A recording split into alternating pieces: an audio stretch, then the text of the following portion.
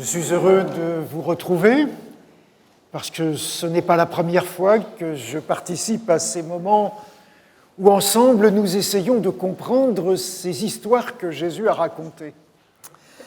Et celle qui nous est proposée aujourd'hui est un peu surprenante. Je vous invite donc à ouvrir vos Bibles, vos évangiles, dans cet évangile de Luc au chapitre 16. Et là, la première chose que nous remarquons, c'est que Jésus ne parle pas à n'importe qui. Jésus parle à ses disciples.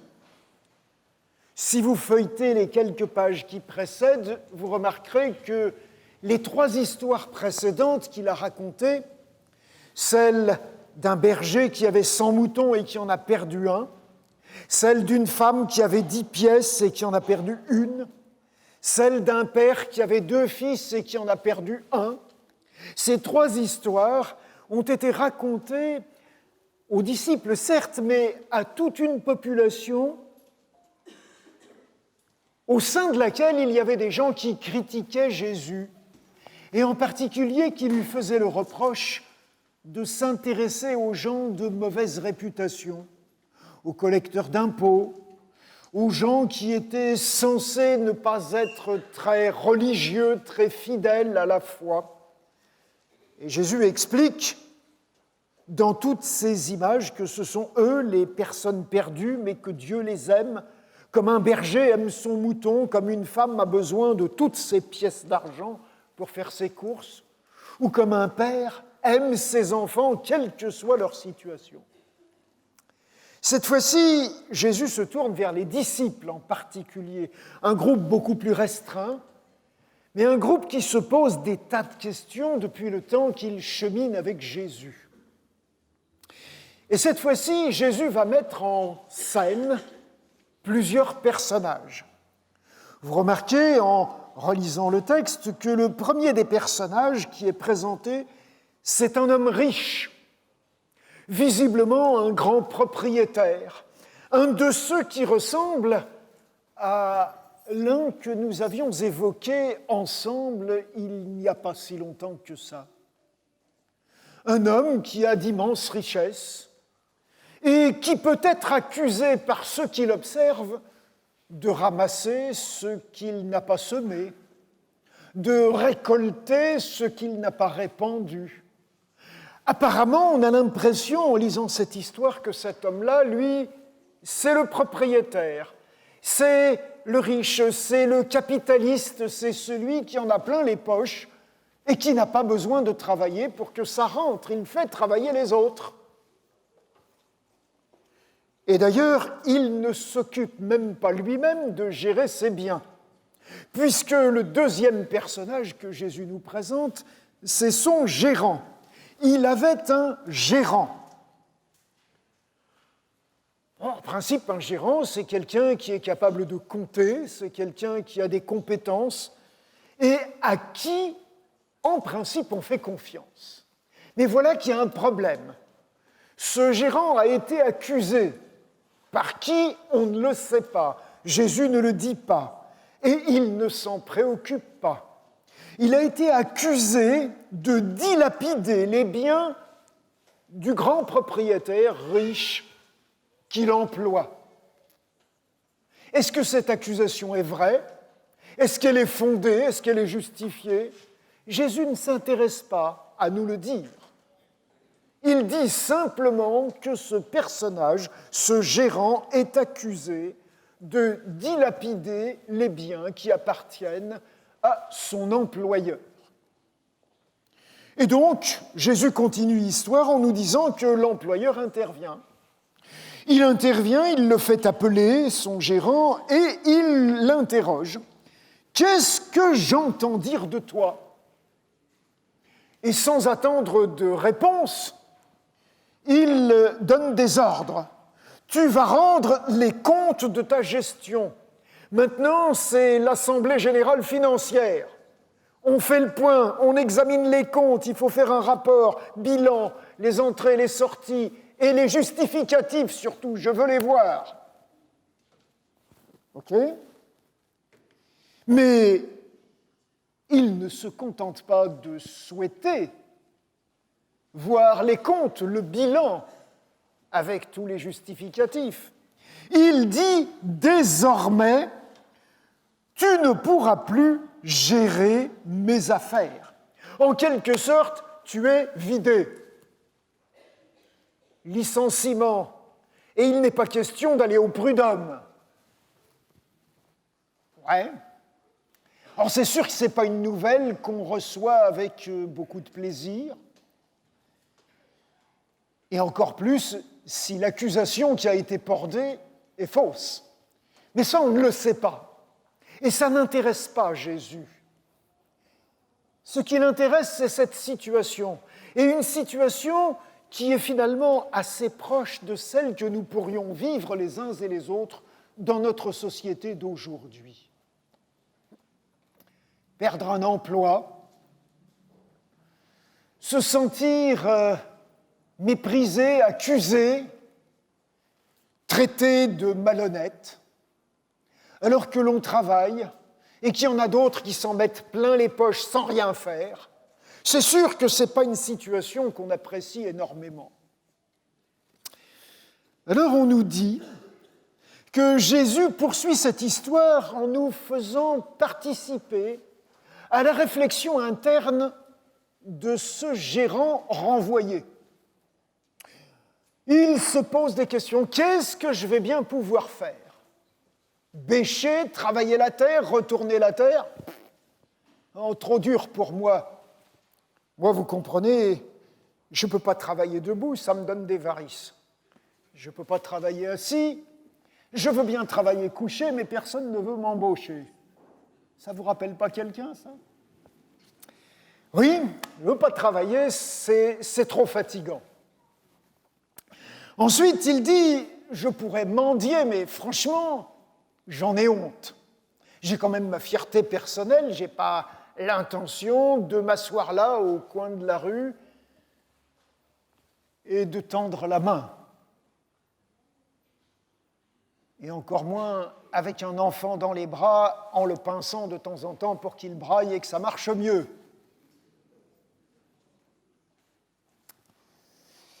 Et donc, ce gérant a une idée. Et cette idée est expliquée dans cette parabole. Puisque mon maître me retire ma gérance, eh bien voilà, qu'est-ce que je vais faire ? Je vais faire quelque chose. Je vais appeler les débiteurs de mon maître et je vais arranger quelque chose avec eux pour qu'ils soient sympas avec moi, qu'ils me reçoivent chez eux, voire qu'ils contribuent à m'aider à trouver un nouveau travail qui puisse me convenir.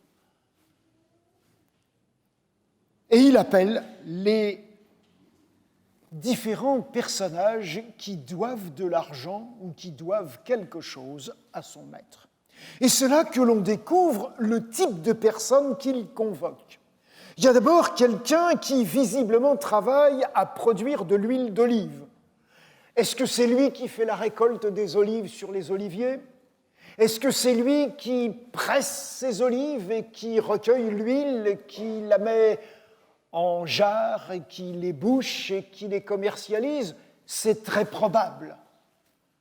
Donc le boss, ça doit être un propriétaire terrien qui possède au moins des oliveraies et qui emploie des gens pour cultiver ces arbres et pour en extraire le produit, l'huile que l'on tire des fruits.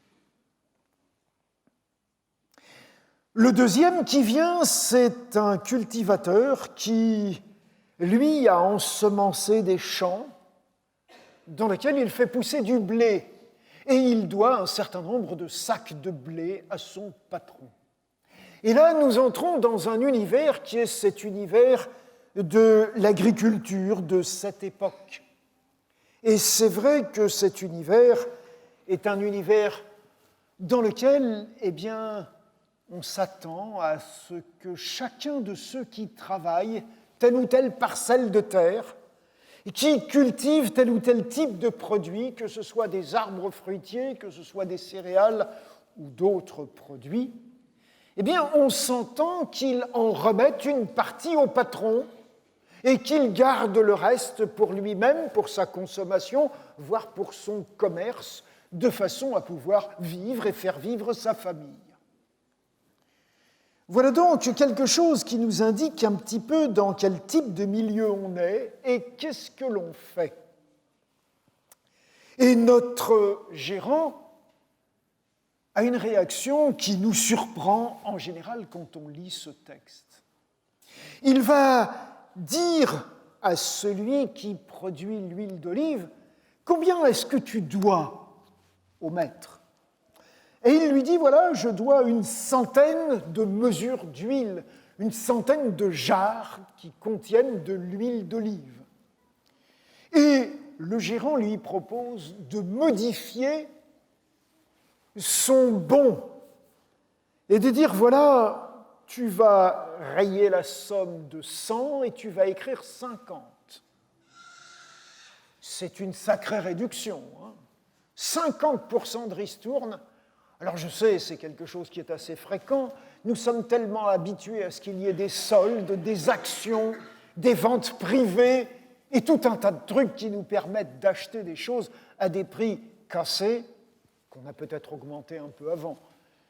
Mais bon, ça fait partie du commerce et des affaires, telles qu'elles se pratiquent.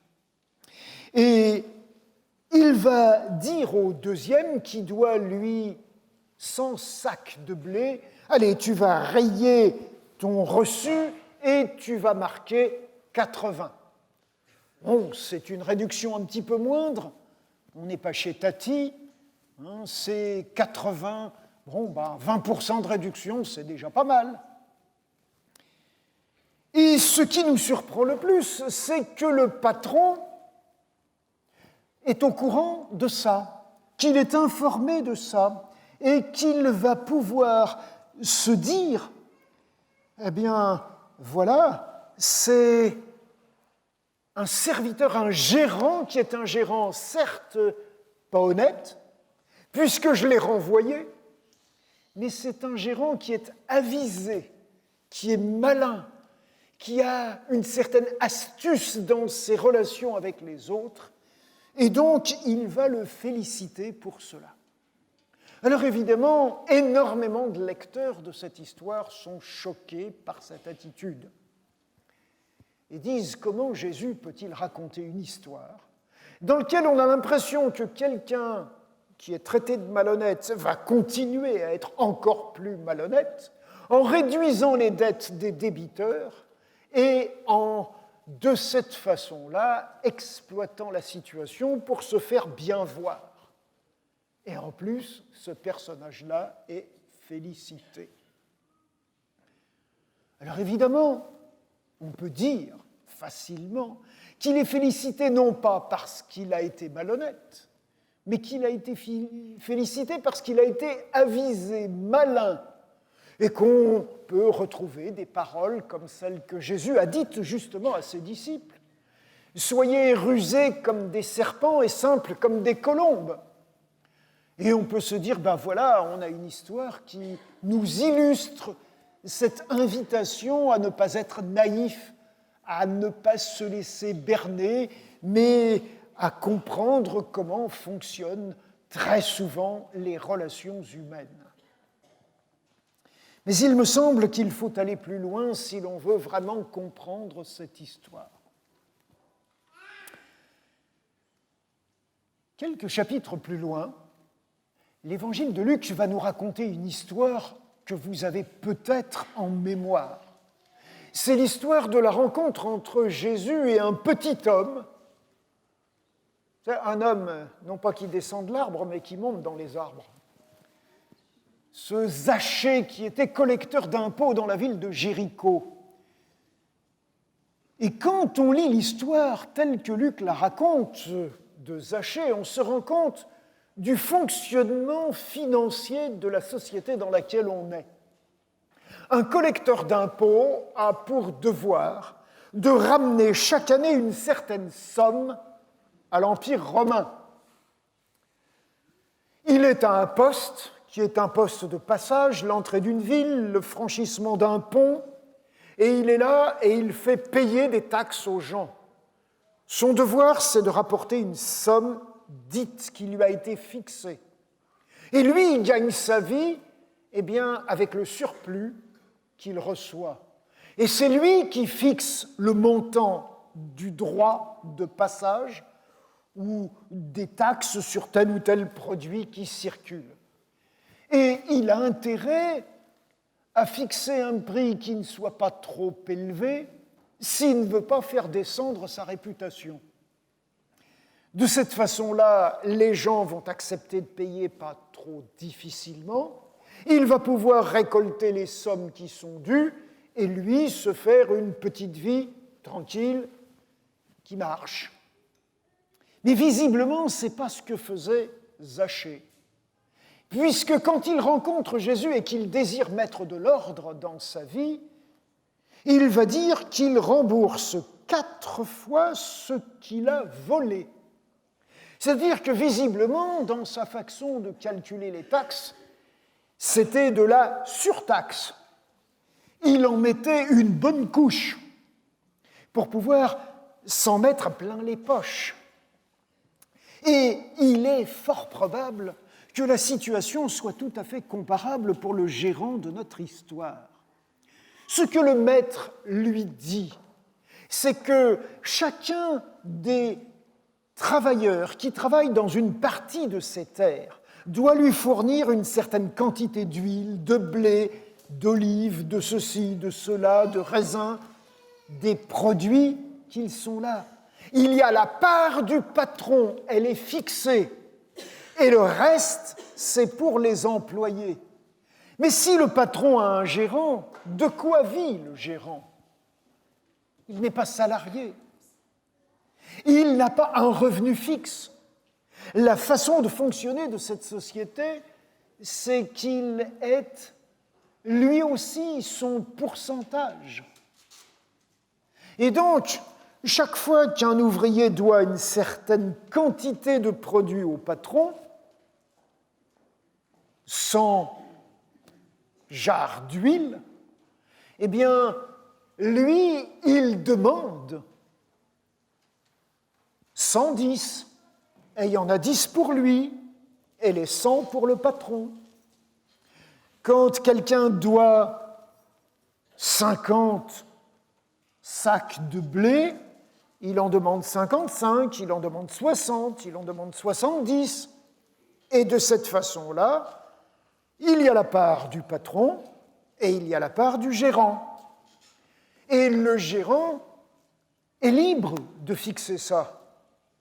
Mais il est évident que si le gérant veut que sa situation dure, qu'elle soit stable, qu'elle soit correcte vis-à-vis des uns et des autres, il n'a pas intérêt à surtaxer les choses.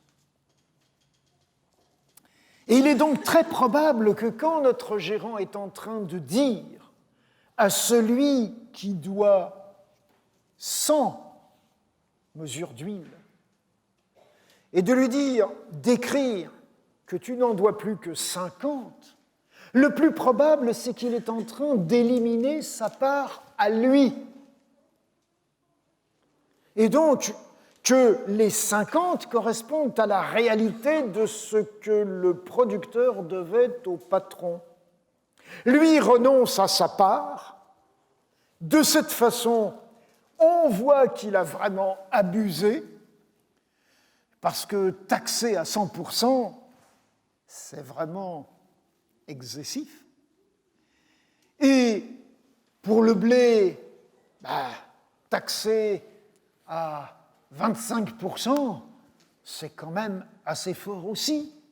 Et de cette façon-là, on se rend compte que la plus grande probabilité de compréhension de cette histoire, c'est que ce gérant est en train de renoncer à sa part et de remettre les pendules à l'heure et de dire au débiteur, voilà la somme exacte que vous devez effectivement au patron.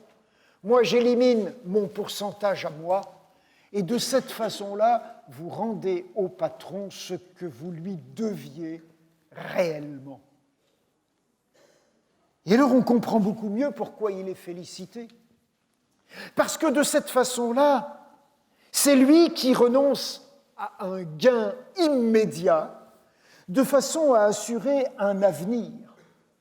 Et quand vous lisez la conclusion qui est donnée au verset 9, où cette fois-ci on a un commentaire qui est donné, et un commentaire qui ressemble tout à fait aux habitudes de formulation de Jésus, eh bien, moi, je vous dis, et si vous êtes des lecteurs de la Bible, vous savez que très souvent, c'est Jésus qui parle. Et là, il cesse de raconter une histoire, il entre dans le commentaire de l'histoire qu'il a racontée, et il dit, voilà, vous, mes disciples, faites-vous des amis avec l'argent qui est trompeur. Parce que Jésus a dit et insisté à maintes et maintes reprises que l'argent peut devenir un dieu trompeur, qu'on appelait à cette époque Mammon, et qu'il pouvait détourner les gens du vrai sens de la vie. Et tant que le gérant est préoccupé par cet argent pour en mettre le plus possible dans ses poches, il est trompé par cet argent. Et il ne faut pas que les disciples entrent dans cette manière de gérer. Il faut que les disciples de Jésus comprennent que l'argent est trompeur, comprennent qu'ils risquent de se laisser prendre et détourner de la mission que leur maître est en train de leur confier. Utiliser l'argent pour quoi faire ? Eh bien, simplement pour que, une fois que cet argent-là aura disparu, les amis que vous vous êtes faits puissent être avec vous et vous accueillir dans les demeures éternelles. En quelque sorte, l'argent que nous gagnons n'est pas fait d'abord pour nous remplir les poches, mais il est fait pour améliorer nos relations humaines, pour faire que les autres humains deviennent des amis, pour faire que nous créions des choses qui sont beaucoup plus durables que l'argent et beaucoup plus importantes que l'argent.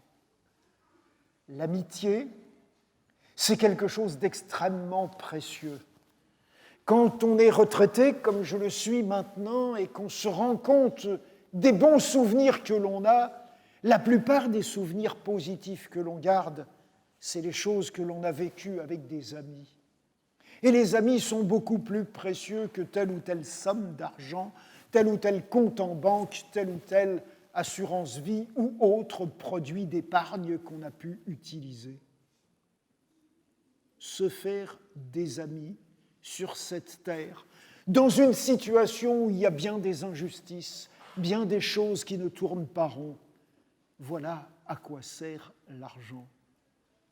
Mais ça sert aussi parce que c'est par l'amitié que l'on peut partager ses convictions et que quand on est ami avec les autres et qu'ils nous posent la question « Mais en fait, qu'est-ce que vous faites le samedi matin ? Pourquoi vous allez à l'église ?» Lorsqu'on leur répond à leurs questions et que l'on parle de notre foi, le désir, c'est que nos amis comme nous puissent être dans ces demeures éternelles et que nous puissions nous y retrouver ensemble dans la joie et pour toujours. Alors, à quoi sert l'argent ? Certainement pas à nous remplir les poches. À quoi sert l'argent ?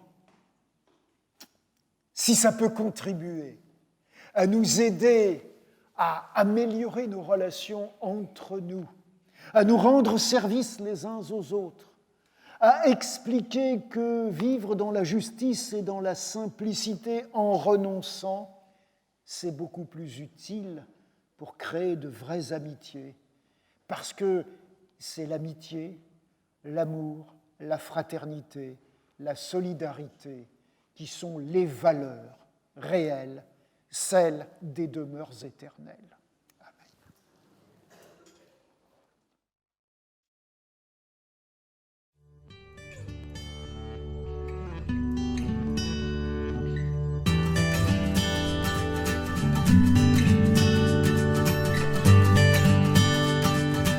Merci.